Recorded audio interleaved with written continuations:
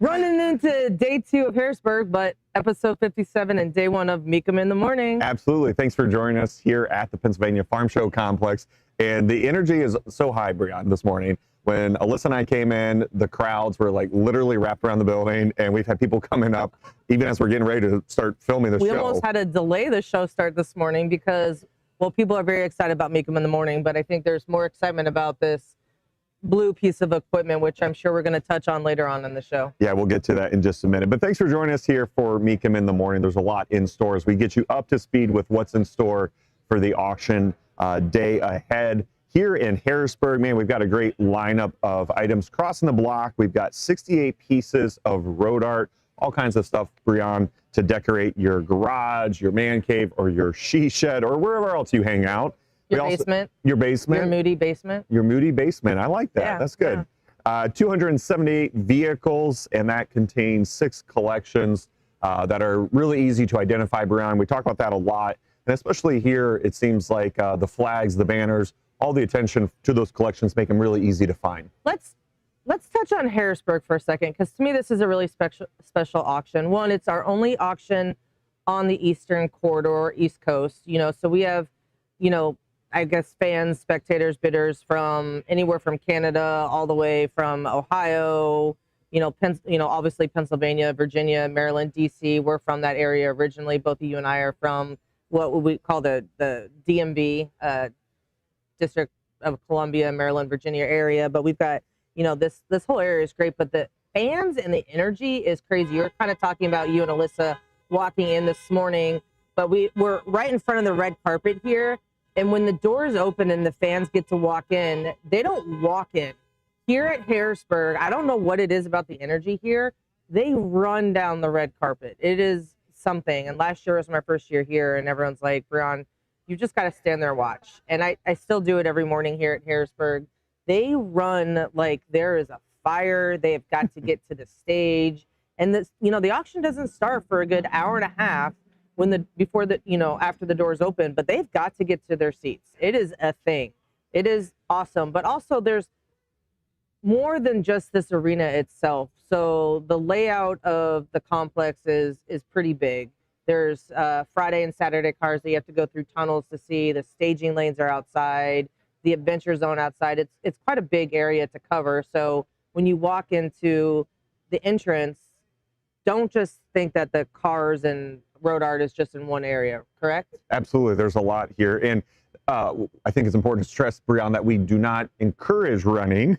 I mean, I might, but that might be against the rules, and I am a bit of a rule breaker. But there is a lot of passion as people do want to get in, and I think there is something special about the car culture here, Breon.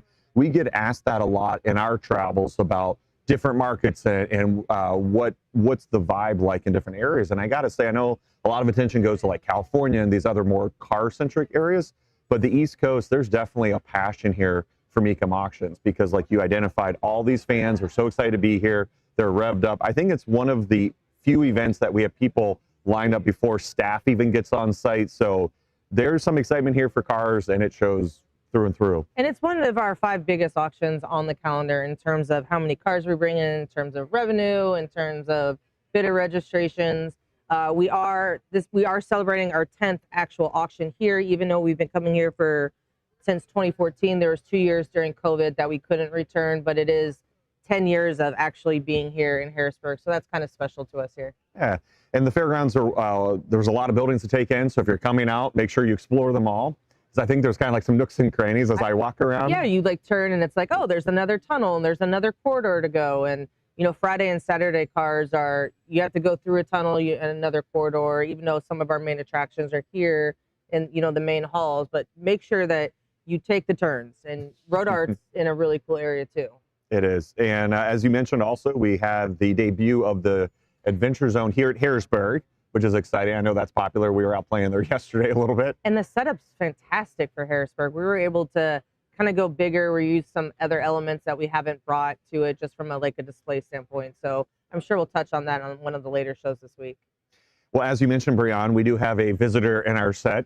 We do. I cannot wait to not hear about it anymore, Matt, because it's been quite the talk of the town. It's been quite the talk of the town. Well, I've been on the move, as I always am. Yep. And just over the weekend, we were up at, Alyssa and I and some of the other team were up at the Syracuse Nationals, a great event. We're going to cover that in today's show. But while we're up there, I kind of fell in love with this little guy. It's a cute little Stingray, Schwinn Stingray, and I love the indigo color. And it's got the white wall tires. And I said, man, this thing is super awesome. So I used it all around Syracuse. I'm riding around the fairgrounds. Mm-hmm. It brought all kinds of smiles there. And then I threw them in the van for the road trip down. And so here we are. And I already have my eye on something else. So I've got it consigned. And that's going to be selling later this week. And for people that have been watching the show, Matt is not an impulse buyer by any means. I am. I buy things just randomly all the time. So does my son. And Matt and Alyssa sent me a text and said, Matt just bought a bike. At first, I thought it was a motorcycle and I was overjoyed. But then I found out it was this blue bicycle. And then I questioned whether Matt knew how to ride a bicycle. And I come to find out he does. Maybe not very well, as you can see on the video. And then he's like, well, I just want to sell it during road art. I did not know, and again, maybe I just don't know about this kind of bicycle culture. I do ride road bikes and mountain bikes quite often, but this thing has been the talk of the town. We can't get anywhere with this bicycle without people coming and talking. As we were about to start the show, two gentlemen came up, and we had to delay the start of the show because they had something like this similar, a different model, I guess, but like the same kind of bike style or whatever. But I'm very excited to see you sell this on Saturday, and I think there's going to be a bidding war on this, Matt. I sure hope so. And for fans that were watching, yes, that was Matt riding Little Blueberry on a private airstrip. There's a whole lot more in store. Listen, I had a lot of adventures coming down. But as you mentioned, Breon, classic, as I would call it, bicycle culture is alive and well. There's such a passion for two wheels, just like four wheels. And even up at Syracuse, it was really neat, able to engage. I think that was that green one. The Syracuse, I think that's the Syracuse Bicycle Club or something to that effect, but basically a passionate group of bicycle owners that had a display at the show. And so certainly throughout the weekend, I was over there learning more. And it's not just the classics, again, referring to that 1960s period when Schwinn rolled out the Stingray in the Crate series. But now, Breon, as collectors appreciate newer generations of bikes, we're seeing popularity in like the BMX bicycles. They had a display there. There's even lowriders. The lowrider style is making its way into bike culture. So it's really neat. And as Alyssa and I were talking also, we see this type of stuff at road art just because it is a popular item for people to want to collect. I was actually with one of our coworkers when I found out you got this bike, and he was like, Breon, do you know how much these bicycles sell for at auction? And you're like, yes, Breon, I know. And I was so excited to tell you about that. And you kind of ruined my thunder. You just made me sad. Well, yeah. But anyways, I'm excited to see the excitement for this. I'm excited to see you sell a piece of road art, well, a bicycle in the road art, and excited to see what it brings and maybe see what you bring next to road art. I can't, maybe it's a jukebox that plays Waffle House songs. Who knows, Matt? I've got my dance moves ready. Yeah, I know you. Well, sure do. Yeah, might need to work on those as well. Well, if you're coming out to Harrisburg, of course, swing by the studio and you can take a look at this little bicycle. It's really cute and charming. And also, while you're here, you can stop by and get some merch because like the shirt you're wearing. Like the shirt that I am wearing, hot off the press. We are right next to our merch location. All kinds of great items. We've actually updated our set with some of the latest pieces, but you can see there, there's the event exclusive tee that I know has been a big hit already. We're not even that far into the auction, but you can get t-shirts, tank tops, all kinds of different neat pieces. You actually can get these cool coffee mugs. Matthew over at the Mecum shop decided we need new coffee mugs on our table. These great coffee mugs are selling for about $18. They just dropped a couple auctions ago. They're really nice. They've got, kind of like a embossed logo on them or whatever, but they're really cool. Sold on the one side, M Block logo, but they're great. Get them while they're hot. No coffee in them, like Rut would point out when he came and visited us. Nothing gets by Rut. I like that. You can't pull anything off Rut, so whatever. But go check it out. Again, Matt said Mecum shop's right next to us. You can't miss it. Well, speaking of being on the move, Breon, we, along with the entire team, we were on the move just a couple weeks ago down for our Kissimmee Summer Special. So becoming a really important part of our calendar lineup, and lots of excitement was there. And here's a recap in case you missed it.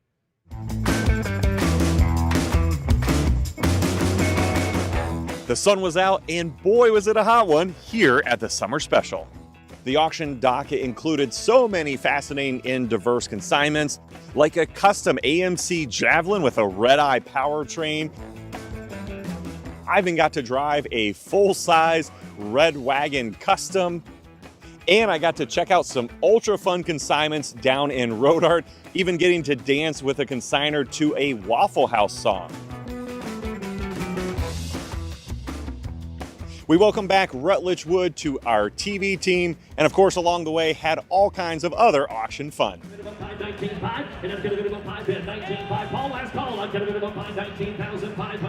It was a fantastic couple of days, and of course everyone is excited for Mecum to return back to Florida January 6th through the 18th for an even larger auction. Thousands of cars and a whole lot of activities. This is a must-attend event for any automotive enthusiast in the perfect way to kick off the new year. Whichever Florida auction you choose to come to, or one of the many other auctions we hold around the country, we hope to see you out there. You can find the full calendar and schedule at mecum.com.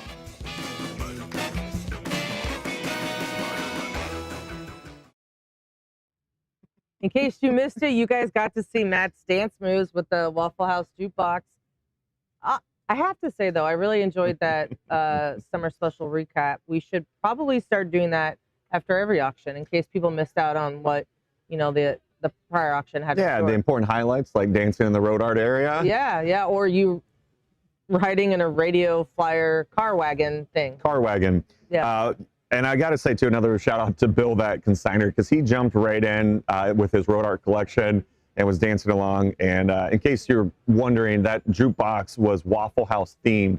And it had a whole list of bangers about Waffle House breakfast. It was great. Look, we got another person checking out your bicycle. We do have a lot of people checking it out. Yeah. But as we talked about, Florida is such an important part of our calendar. Lots of events there.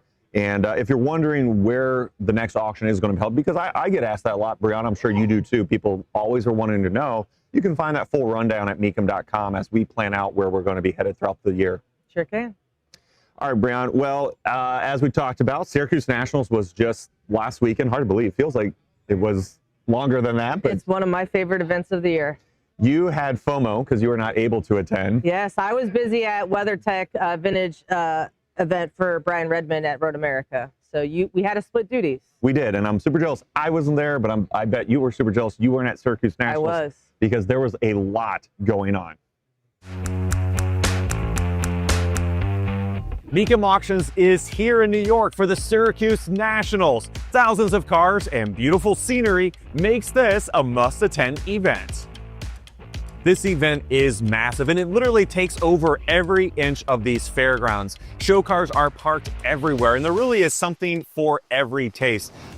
There's lowriders, drag racers, trucks, muscle.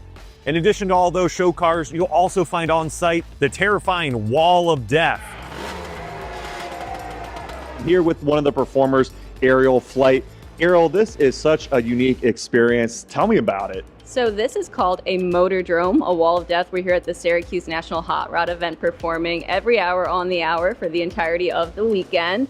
Motordromes like these, though, have been around for well over 100 years. These actually started on fairs and midways all across the country.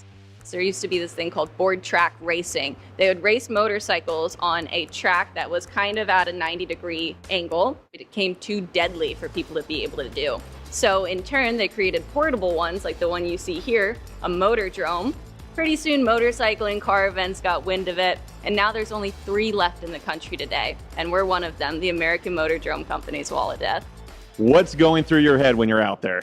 So surprisingly, not very much. I'm just kind of looking ahead, hoping for the best, making sure I don't hit anyone, making sure I don't hit Hoboville while I'm up there, just kind of looking ahead. Do you get dizzy? No, we don't actually get dizzy. It's like a big straightaway, basically. Your head is just kind of on a swivel, like on a straightaway. Thanks, Ariel. It was a fantastic show. Thank you so much. We really appreciate it, guys. This show is massive. There is so much to see and do here.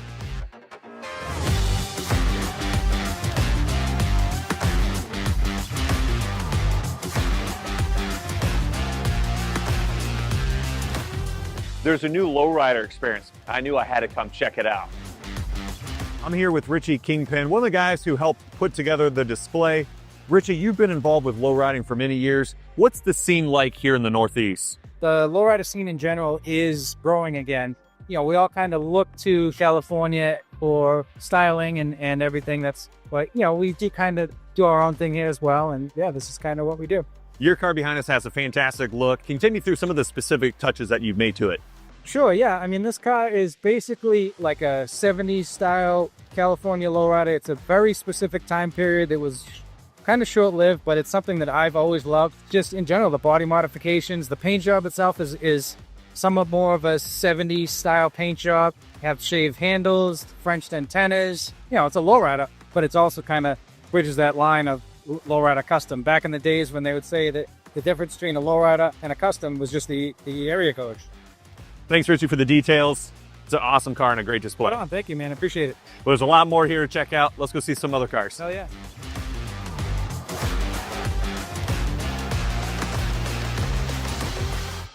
Dave Tucci, you're a renowned builder in your own right. What's been some of the wildest creations you've seen out here this year? Oh, it's a plethora of stuff. There's wild C10s to some of the craziest Pro Street cars we've seen in a while. You've been a part of this event for a long while. How did you get involved and how have you seen it grow? Well, this is our 25th anniversary, and I say our 25th anniversary because I've been with the show from the beginning, actually before the beginning. So throughout those 25 years, our shop has built 11 giveaway cars for the show, and we're hoping to do more giveaway cars in the future for sure. Thanks, Dave. Enjoy the rest of the show. Thanks, Matt. It was good seeing you as always. And of course, in the Mecum booth, we've got some upcoming consignments that are going to be crossing the block at Harrisburg, including a pair of Mopar Muscle, a Cuda and Challenger RT. Both are pilot cars and both are packing the legendary V-Code engine. You want rare muscle? This is it. Plus, we've got cars from the Winter Circle Project Collection and the high school students that built them. The Syracuse Nationals, one of the best car show experiences in the Northeast. Okay, a lot of FOMO. I think my favorite out of that segment were the lowriders.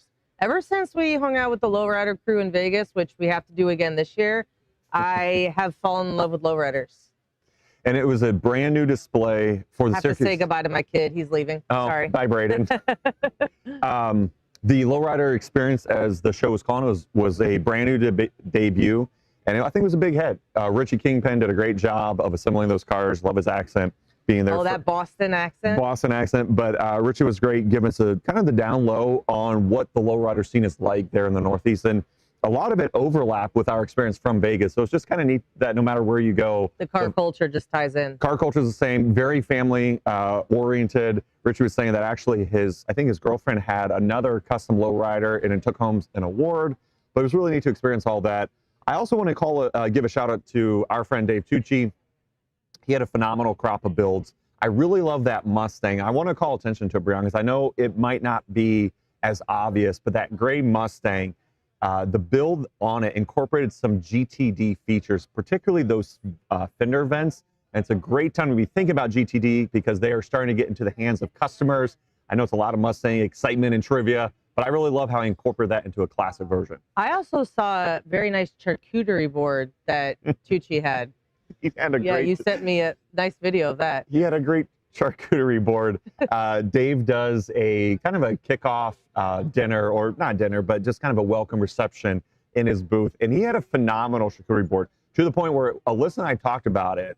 And I forget exactly who he used for it, but they even spelled out Tucci hot rods in with some salami. Kind of with salami. Yeah. So well done, Dave, and the team there. Love the builds, love the charcuterie board. And he said he's going to bring it back next year and have it be even bigger and better. I'll be back for that. Bree will be back for the charcuterie board. Yeah. But Lots of friends over there at the Syracuse Nationals and lots of laughs. Just want a special shout out to Ed and Carrie from Syracuse Nationals for inviting us to be part of such a phenomenal event. Yeah. So, and we have more to come from Syracuse later this week in Mecum in the morning. So stay tuned for that. Brian, we've got a sponsor here at Mecum Auctions, and it's Real Garage Life. They've done a lot of great products. We did a package about one of their products, which is a lift, the Buddy Lift from Tulsa. And I know that I see that all the time now because that interview, they have actually included in some of their social media. So I see it a lot. I get to hear it a lot as they detail the features. But obviously, that's just one of many offerings that they provide for enthusiasts to really rev up their garage. So we thought when we were at the summer special, hey, let's go around and find out what people would want to park on an Advantage lift.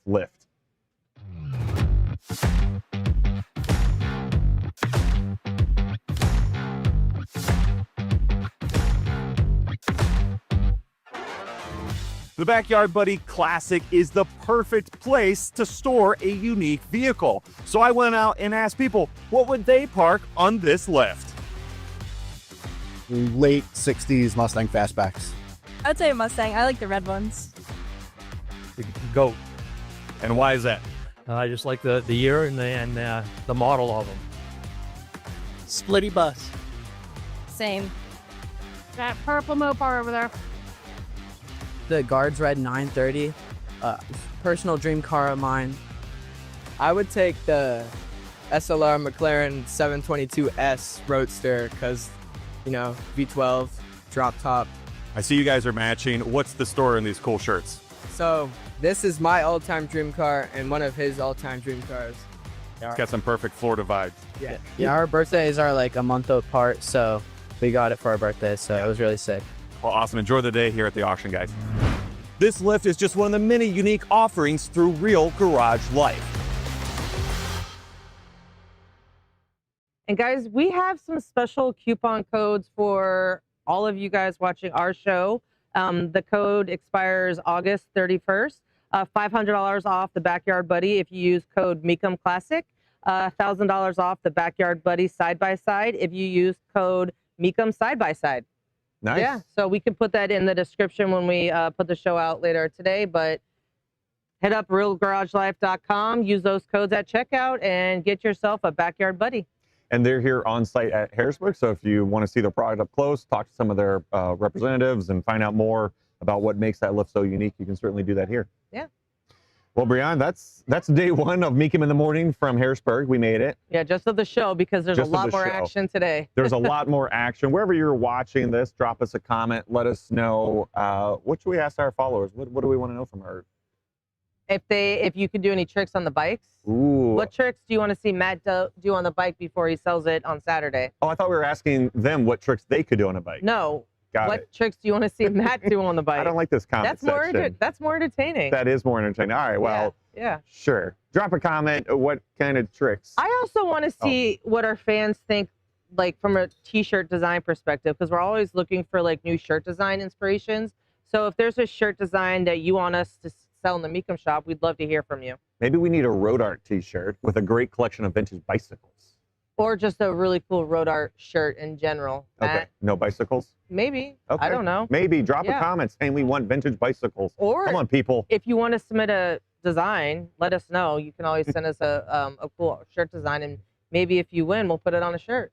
Sounds good. Yeah. All right, well, so wherever you're watching, drop those comments, all the things, bike tricks, t-shirt designs, and Or weird things for Matt to do or on weird, the road. weird things. Yeah, just like Matt knocking on random doors. Remember when you told people to do that? Yeah, that was great. I did. I know. I don't forget, Matt. I know. We Yeah. have a lot of fun, and I hope you did too. Come out to Harrisburg. There's a full day of auction excitement ahead, and we're here through Saturday. So much is in store, and of course, you can find the live TV coverage on ESPN Plus, kicking off today at 11 a.m. Eastern Standard Time. All of the TV crew, including our friend Rut, will be providing some great commentary. Hope you have a great day, and we will see you here tomorrow morning for Mecum in the Morning.